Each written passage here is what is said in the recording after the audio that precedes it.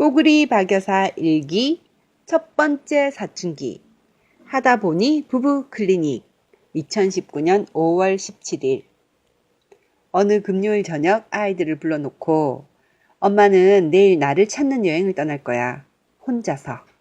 내일 하루는 엄마가 아니니까 나를 찾지 마 했더니 울 아들내미는 아 그거구나 이런 날이 올 줄 알았어 하며 어떤 노래 한 곡을 찾아와서 들려준다. 볼빨간 사춘기라나?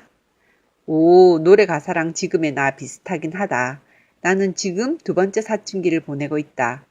첫 번째 사춘기는 중학교 때였다. 지금과 비슷한. 아침 저녁으로 마음이 왔다 갔다 하는 다른 사람들에게 섭섭한 마음 한가득 안고 살았던 불만 덩어리 시절. 나의 화려한 흑역사인 첫 번째 사춘기를 소개한다. 철없던 여중 시절. 나는 한 해에 한 명꼴로 친하게 지냈던 단짝 친구들과 절교를 했다. 그 이유가 유치찬란하고 절교 방법도 유치 짬뽕이다.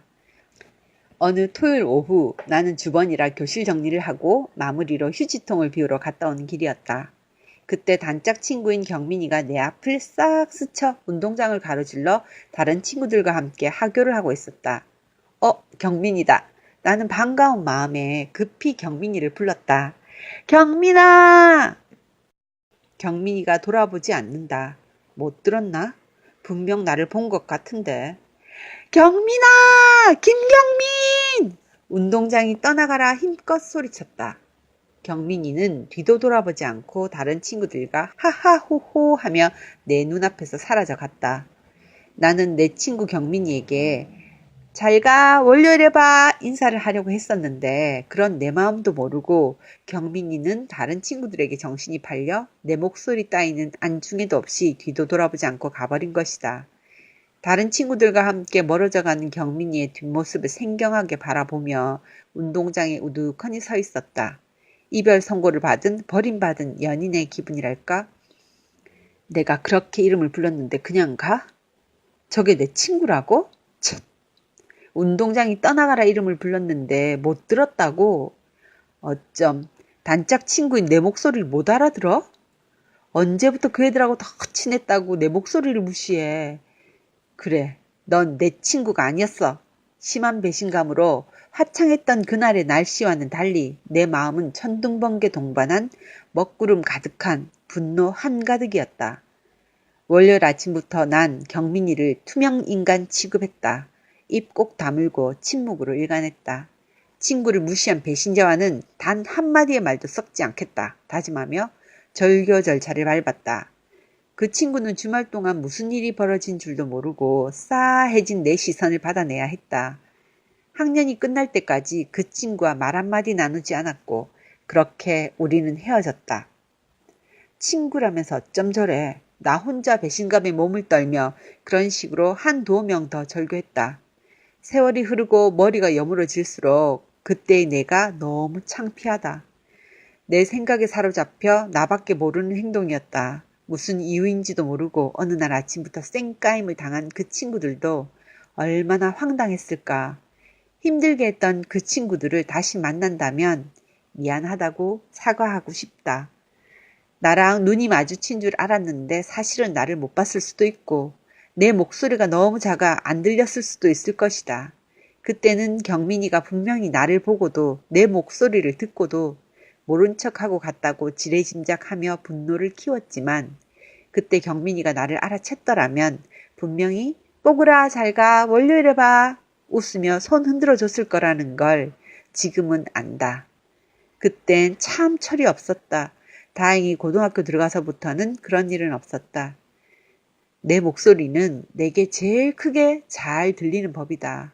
어떤 일이든 오해가 생길 수 있다.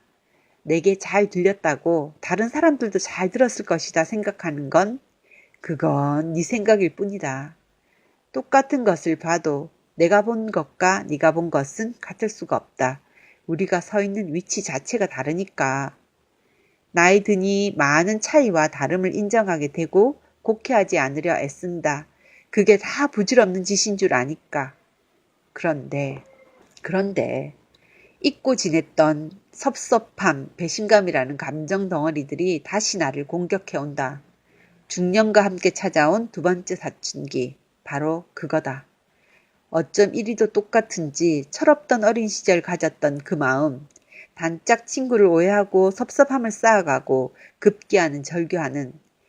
이번에는 그 대상이 가족이다. 단짝이었던 배우자에게 섭섭한 마음을 쌓았다가 한 번에 터뜨린다. 절교는 이혼이라는 단어로 바뀌었다. 많은 중년 부부들이 이 단어를 떠올리며 이혼을 한 번쯤 생각하고 또는 벌써 이혼 절차에 들어간 분들도 있을 것이다.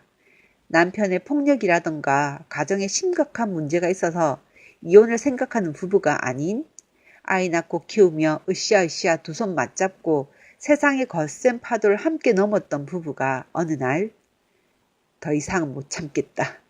심한 배신감을 느낀다. 더 이상 너를 기다려줄 수 없다. 나도 내 길을 가련다 한다면 나 혼자 섭섭함을 키우고 나 혼자 그를 오해하고 절교의 칼을 뽑아든 건 아닌지 생각해 봤으면 한다.